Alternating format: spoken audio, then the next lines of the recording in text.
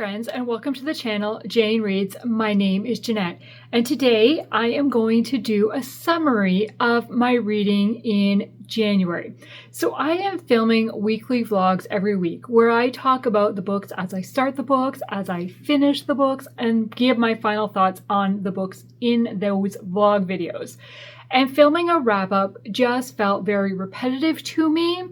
So on my sprints last night, I talked to those who were joining me on the sprints and kind of put feeler out of what the consensus was, what would be the best way to do it. And we came up with just doing a summary and then linking back to the vlogs and which vlog has which book in it, so that if you want to hear more thoughts of me reading the book and my final thoughts at the end, you can go back and watch those vlogs. Now, in each of the vlogs, I do have timestamps in the description, and I will put the book title with final thoughts beside it. So if you're looking for the particular book, you can go through that. So what I'm going to do is I'm going to do this in the order that I read them. And then in the description box, it will have number 1 is While City Sleeps. And then I will have the link to the vlog and vlog with books number 1, 2, 3, whatever, how many ever books. So that if you're looking for book number 1, in a vlog, you can look at the description and it will say what vlog book number 1 is discussed in. Hopefully that makes it clear and easy to find. So I'm going to tell you what the book is, just a very brief summary of my thoughts of it, my final rating. Then at the end of this video, I will talk about all the books that I've hauled in the month of January and all the books I'm unhauling, which won't be very many because I don't do a ton of unhauls, and where my unread TBR number is at. So it's just going to be an overview summary of the month. So let's dive right in.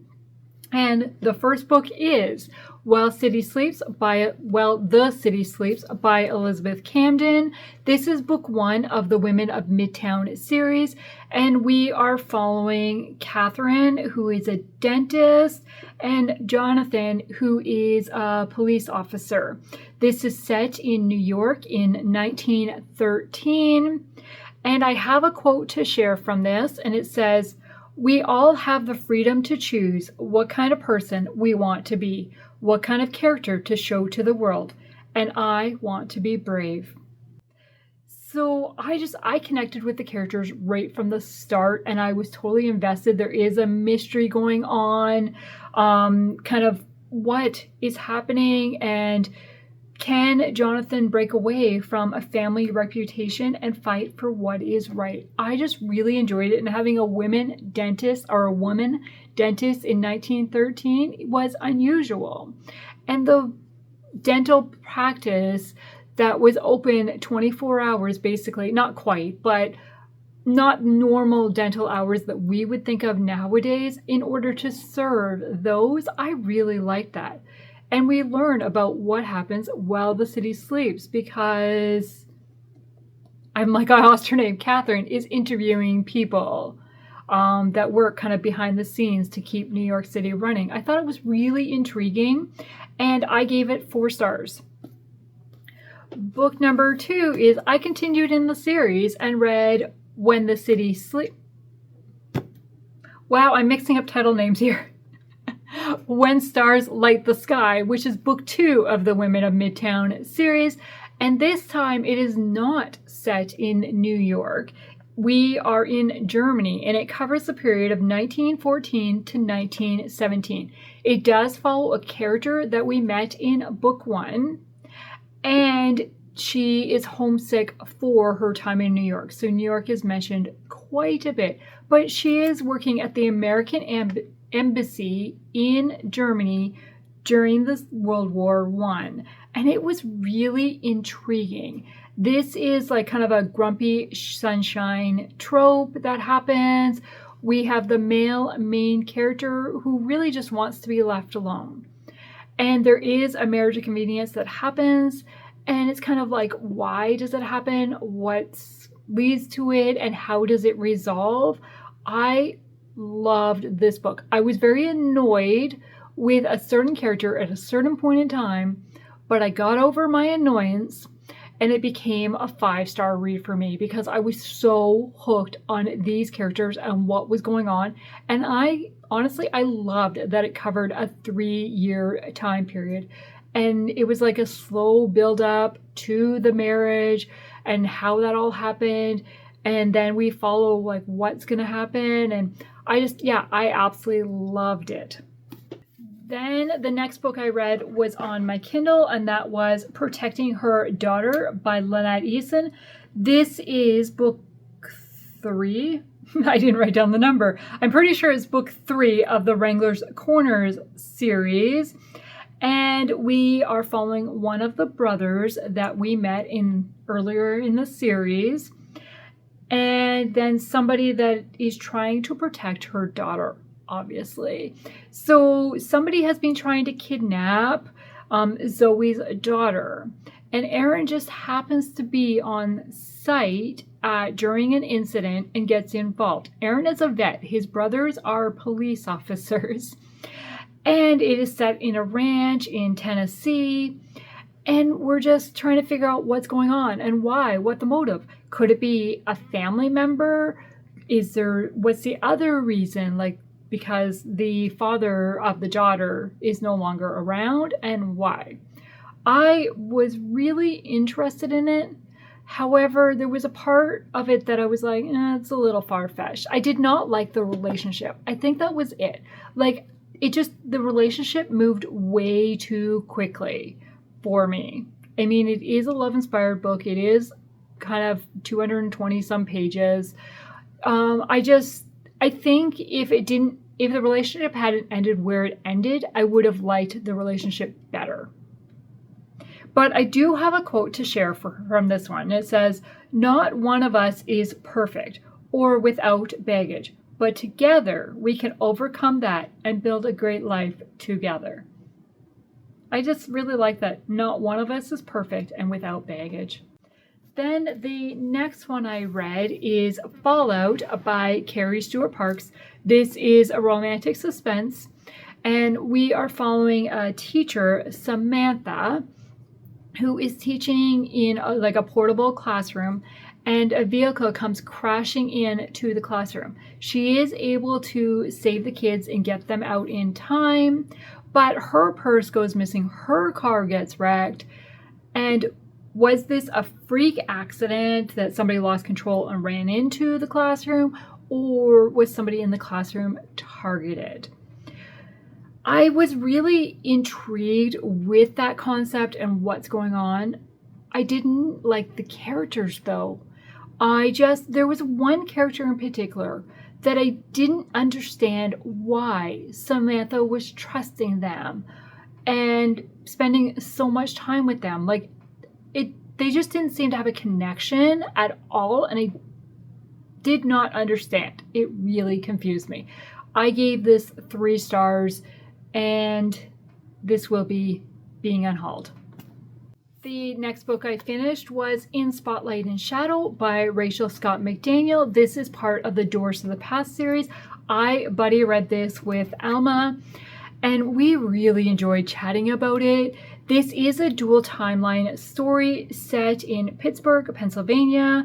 We've got 1929 and more present day. It just says a century apart.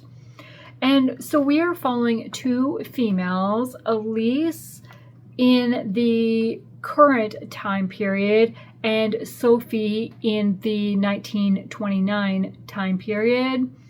And Sophie is an actress at the Penn Theater, and we have Elise, who is a violinist and looking to play in the Pittsburgh Symphony, but currently she's interning at Hall, which was the Penn Theater back in the day, and she is digging into the history of the theater for a presentation.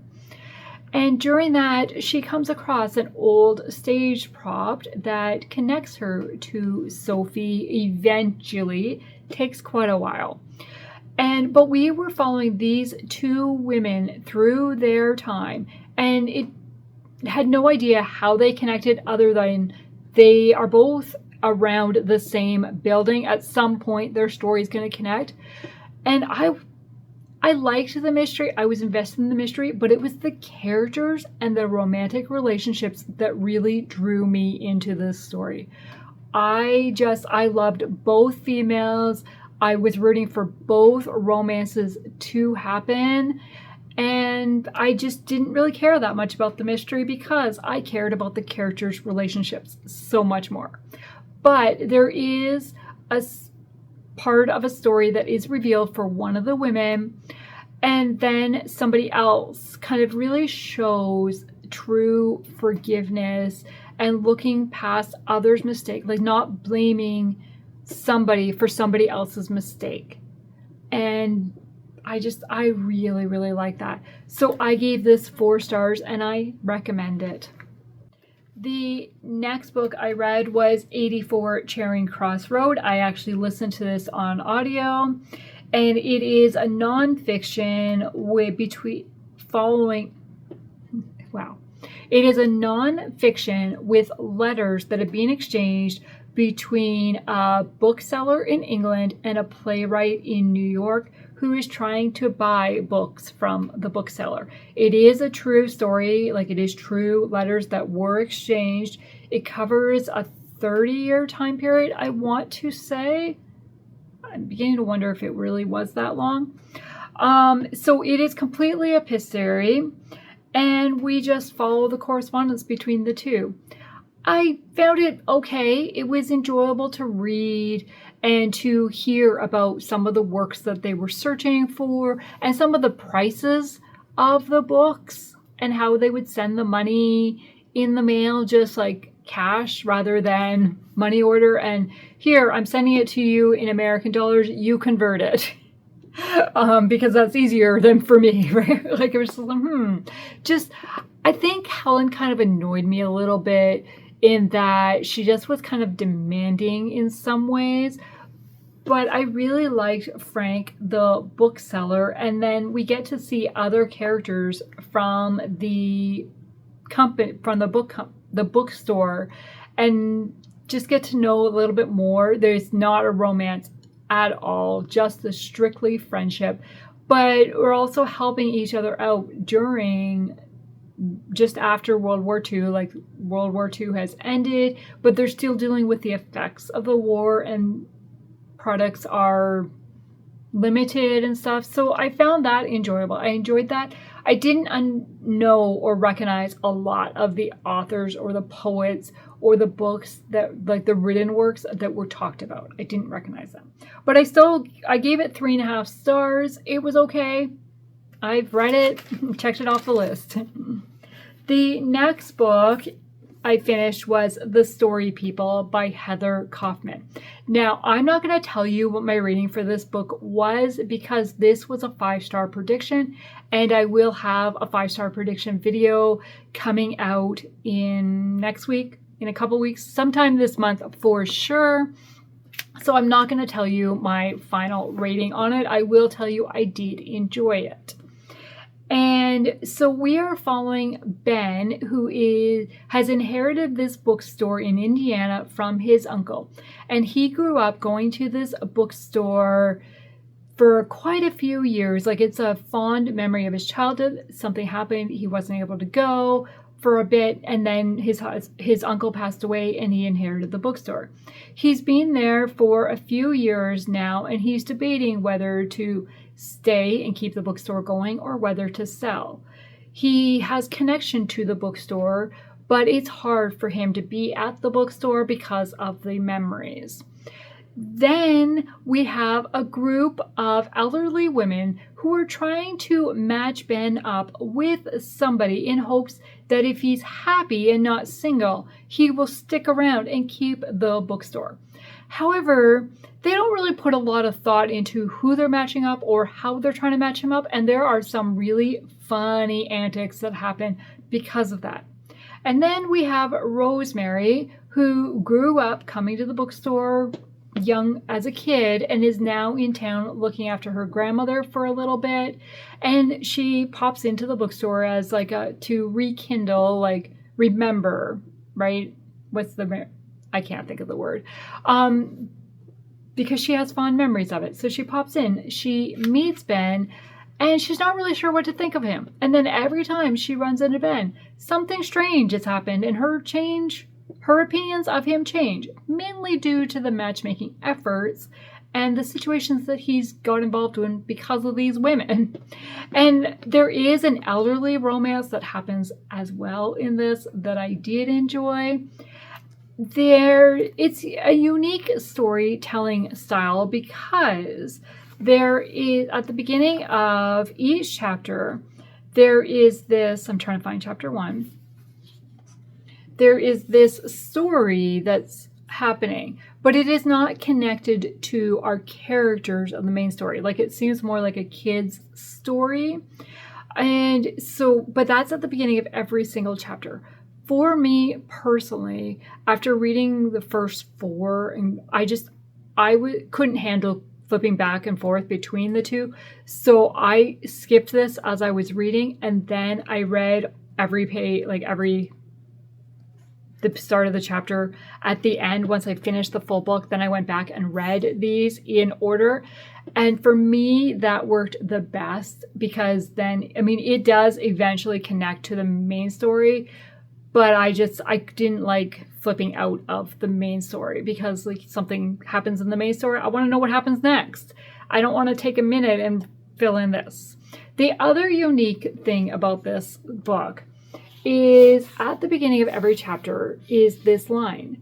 And this line happens to be the last line of that chapter. So like at the beginning of every chapter is the last line of that chapter. I thought that was really uniquely done and I really enjoyed it. So there are just a couple fun quotes that I have to share. And one is, sometimes things worth reading are worth reading twice.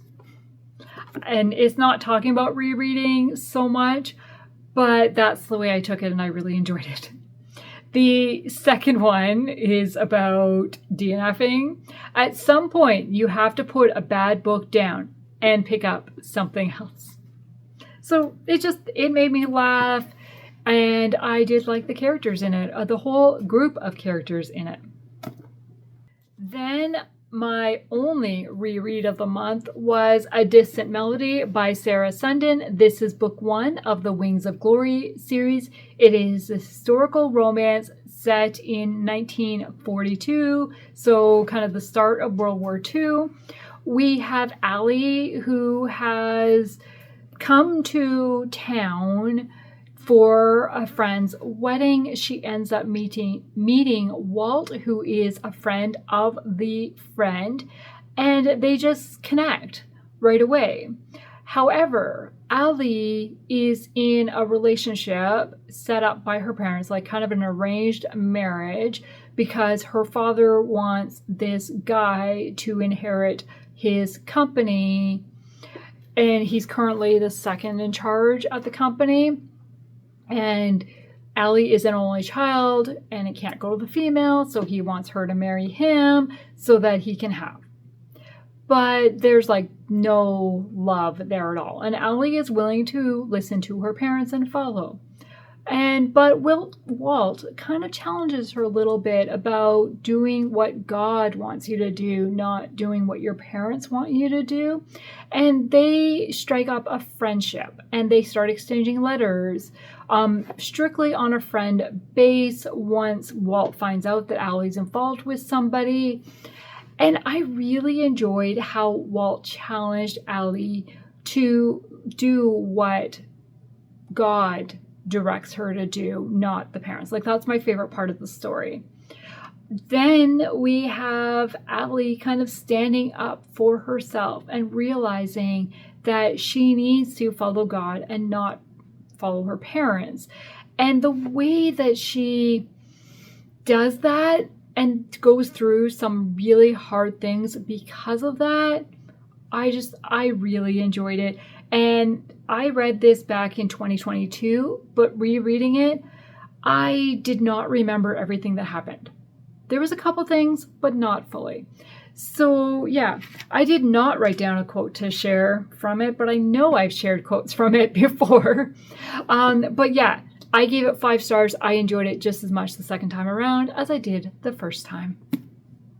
Then I read an advanced reader copy of Witness Protection by Robert Whitlow. This releases April the 7th. It is a legal fiction following somebody who has been in or who is in witness protection, as per the name. So John went into witness protection after testifying against his drug bosses, and now he's been in protection for a number of years. He is now married. He was single when he went into it. He's married. His wife does know a bit of the background. And now he runs a tree farm. Somebody from the tree farm has now been arrested with a possible connection to drug trafficking. And John believes he is innocent and tries to help him, but he can only help so much, and he can't reveal his background.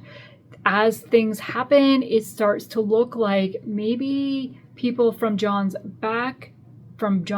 past are back, and it really starts to threaten John's life now, like what's going to happen.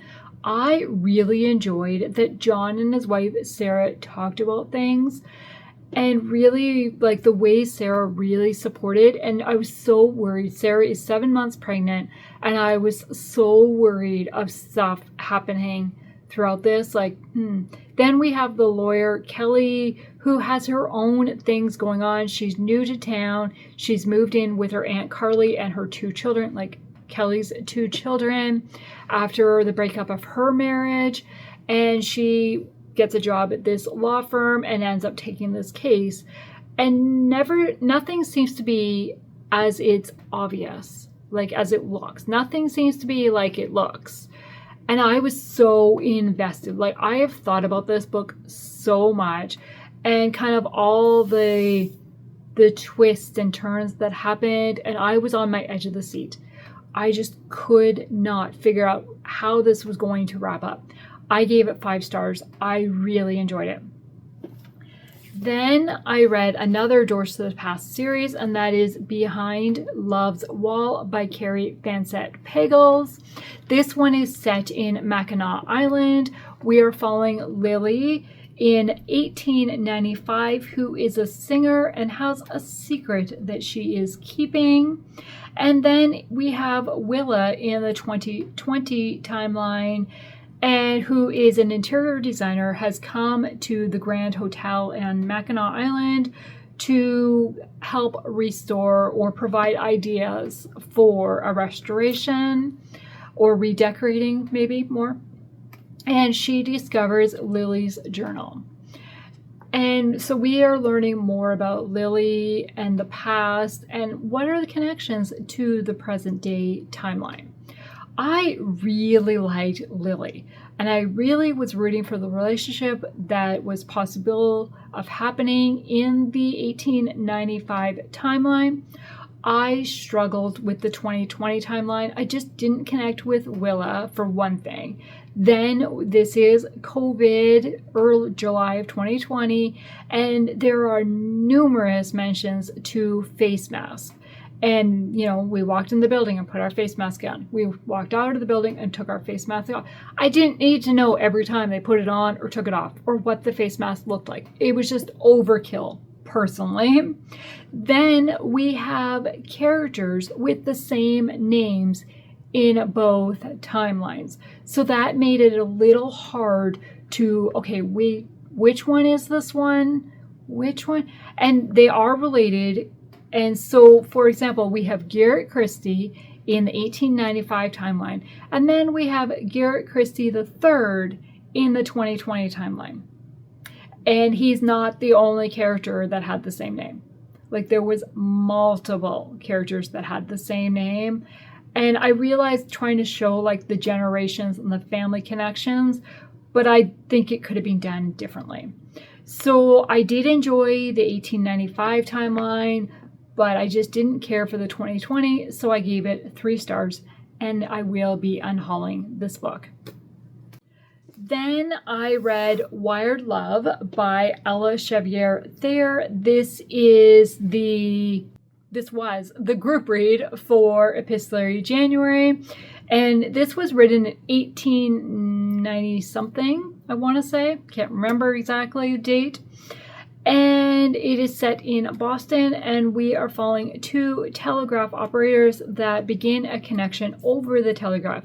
They do meet in person, and will a romance happen? Possibly, maybe not.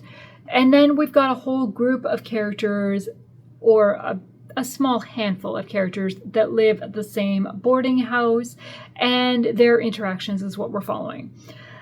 I liked it. I didn't love it. There was a lot of miscommunication between characters, and not because of the telegraph line, like in-person miscommunication that happened. And yeah, I found the writing style a little bit hard to read. I gave this book 3 stars. I had to force myself to read 3 chapters a day in order to get it done in time for our group chat. And it just reminded me a lot of the importance of being earnest. And so it was funny at times. There were some really funny scenes, but I just didn't connect with the characters. And then the last book I picked up for Epistolary January was Mrs. Porter Calling by A.J. Pearce. This is book 3 of the Emmy Lake Chronicles series, otherwise known as Dear Mrs. Bird. And we again are following Emmy since we left her in book 2. I love that this series follows the same characters the whole way through. And so it picks up very shortly after book 2 ended.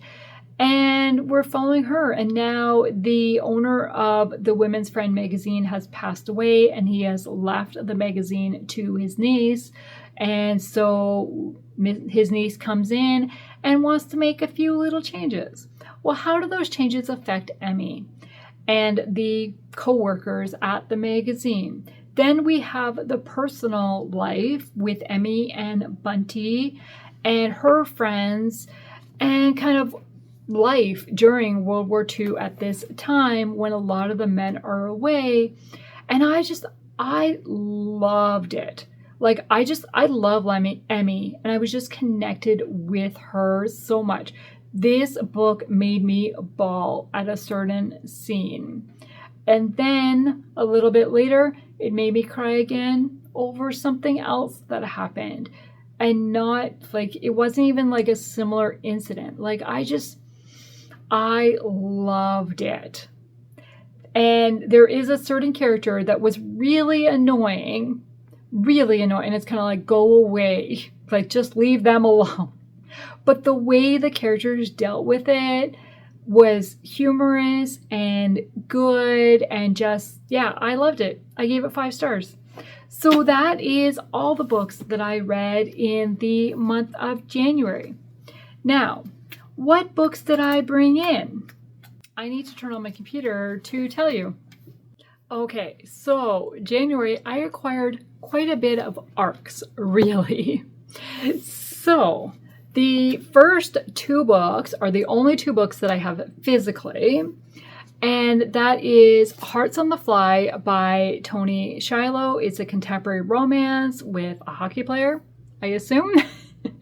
And then we have Marrying the Matchmaker by Jodie Hedlund, which is a historical romance. This is book 4 in the Shanahan match. I don't know how to say the series name. These both released February the 3rd. I was gifted them by Baker Bookhouse and not require a review. So I will be reading them at some point, but they're not on my ARC list. Then from NetGalley, I requested so many and got approved for so many that, wow. I went from having 1 on my list, which was Witness Protection that I read this month, or read in January, to having 7 more come in. So those 7 are I'm going to move over a bit. So we have Whiteout by Lynette Eason and Danny Petrie. This is a novella, one story each from the two authors. It is romantic suspense, both set in a snowstorm in Colorado. Snowed in Colorado. It released also on the February the 3rd. Then I received Beyond the Clouds by Elizabeth Camden, which is book 3 of the Women of Midtown series, where I read book 1 and book 2 in January. So I'm really hoping to get to 3 soon. This one is already out. It came out January the 20th. Then I got Taming Lady Temperance by Karen Whittemire. It's another historical fiction. This one releases on February the 17th, and I am very excited to read this one. I have really enjoyed a lot of Karen Whittemire's writings, so it's on my list. Then we've got one that doesn't release until June the 9th, and that is Brighter Than Before by Courtney Walsh. I don't really know anything about this book. I just know Courtney Walsh is an author I want to read to zero, and she has a new book coming out. Then romantic suspense, releasing on March the 3rd, Raging Waters by Dana Mentick. This is book 2 of her Elements of Danger series. I want to read this book, but I'm scared about this book because of the water element. Then another book releasing March the 3rd, which is also romantic suspense. But this book is on my February TBR, and that is Last to Fall by Lynn H. Blackburn. This is book 3 of the Gossamer Falls series, and we finally get Mo and Bronwyn's story. And the very last arc is The Harris and the Woodsman by Christine Hills Sunce. This releases on August the 11th. It is a historical fiction. Christine is a Canadian author. Her last book was set in Toronto. I don't know where this book's set. I just know it's historical. We have a Harris and a Woodsman. That's about all I know about the book.